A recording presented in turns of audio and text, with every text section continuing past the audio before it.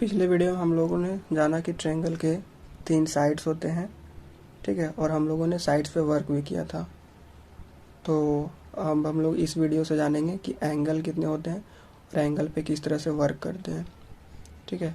तो हम लोग जानते हैं कि एक ट्रायंगल में 3 साइड्स होते हैं, लेकिन एंगल कितने होते हैं। तो हम लोग जानते हैं कि एक पूरा कंप्लीट रिवोल्यूशन में 360 डिग्री एंगल होते हैं, ठीक है। तो वो भी 360 जो एंगल हुए हैं जो नॉन डेसिमल वाले एंगल हुए हैं, ठीक है, यानी कि जो डेसिमल में नहीं है। अगर डेसिमल वाले लें तो इनफाइनाइट एंगल होंगे, नहीं।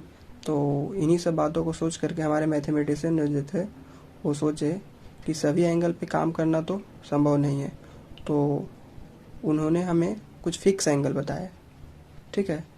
तो फिक्स एंगल क्या थे? 0 डिग्री, 30 डिग्री, 45 डिग्री, 60 डिग्री और फिर 90 डिग्री। और ये फिक्स एंगल से हम लोग को बताए कि जो नॉन डेसिमल वाले या फिर मतलब कि 1 डिग्री, 2 डिग्री, 3 डिग्री, ठीक है, ये सब का वैल्यू हम लोग पता करेंगे किस तरह से, ठीक है, ये पांचों एंगल के हेल्प से, ठीक है। तो हम लोग इस वीडियो में सबसे पहले नंबर जानेंगे कि 45 डिग्री का एंगल मतलब 45 डिग्री का वैल्यू कितना होता है, ठीक है। तो फिर उसके बाद हम लोग सीखेंगे 30 और फिर 60 का, और फिर लास्ट में 0 और फिर 90 का, ठीक है। तो सबसे पहले नंबर हम लोग 45 डिग्री का वैल्यू निकाल करके देखते हैं कितना होता है। तो मैंने फिगर पहले से बना करके रखा है। तो अगर जो मैं रेफरेंस एंगल अगर 45 डिग्री लेता हूँ, ठीक है, तो ये तो 90 डिग्री है, ठीक है। तो एंगल भी है जो 90 डिग्री है और एंगल सी है जो 45 डिग्री। अगर एंगल सम प्रॉपर्टी का यूज करते हैं तो 90 और 45 कितना हो गया 135, और 135 में मतलब 45 ऐड करेंगे तो कितना होगा 180, ठीक है। तो यानी कि तीनों एंगल हो गया, तीनों एंगल का सम, जो तीनों एंगल के सम को ऐड कर कितना होगा 180, ठीक है। तो एक मेरा राइट एंगल ट्रायंगल कंप्लीट हुआ। तो फिर अगर जो इसको देखा जाए तो इसमें देखते हैं कि दो एंगल है जो इक्वल है, ये 45 और फिर ये 45, ठीक है।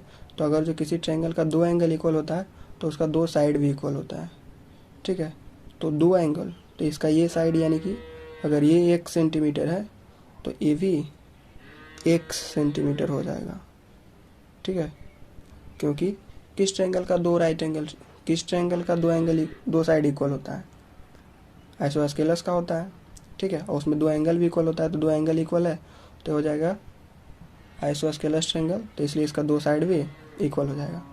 और फिर हमें मतलब साइन थीटा और कॉस थीटा और फिर टैन थीटा यानी कि 45 डिग्री वैल्यू पता करने के लिए हमें तीनों साइड्स को पहले नंबर जानना जरूरी है। तो हमें दो साइड तो पता चल गया, और तीसरा साइड हम लोग पाइथागोरस थ्योरम यूज करके निकालेंगे, ठीक है।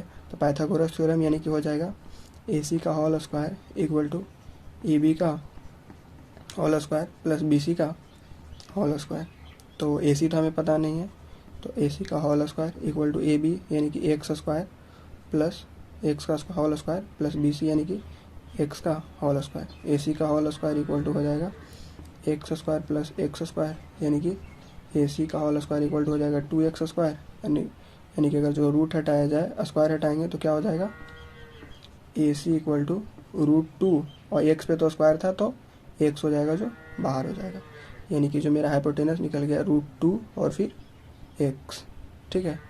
अब यानी कि हम मान लेते हैं रेफरेंस एंगल 45 डिग्री इसको मानता हूँ, ठीक है। किसी को भी मान सकते हैं, इसको भी और इसको भी, क्योंकि दोनों तो सेम है, ठीक है। तो रेफरेंस एंगल में अगर इसको मानता हूँ C को, तो ये हो जाएगा परपेंडिकुलर, ये हो जाएगा बेस और फिर ये वाला हाइपोटेनस, ठीक है।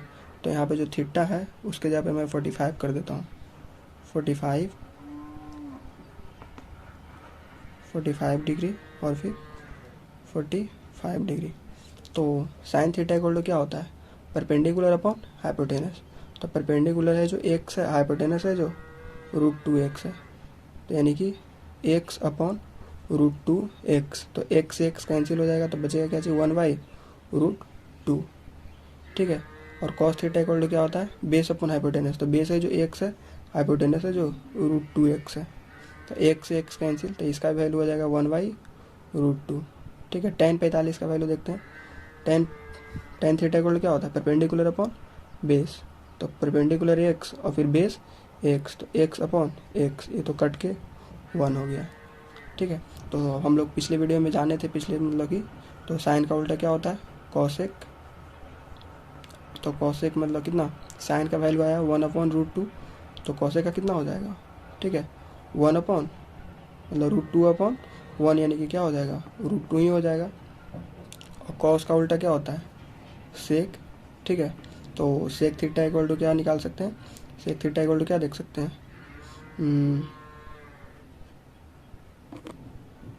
कॉस का उल्टा सेक, तो सेक थीटा इक्वल टू हो जाएगा हाइपोटेनस अपॉन बेस, यानी कि हाइपोटेनस अपॉन बेस, यानी कि √2/1, यानी कि √2 इसका भी हो जाएगा। सेक 45, थीटा इसमें कितना है 45। ठीक है, और फिर tan का क्या चाहिए, कॉट, tan का कॉट, तो कॉट 45 का वैल्यू भी 1। ठीक है,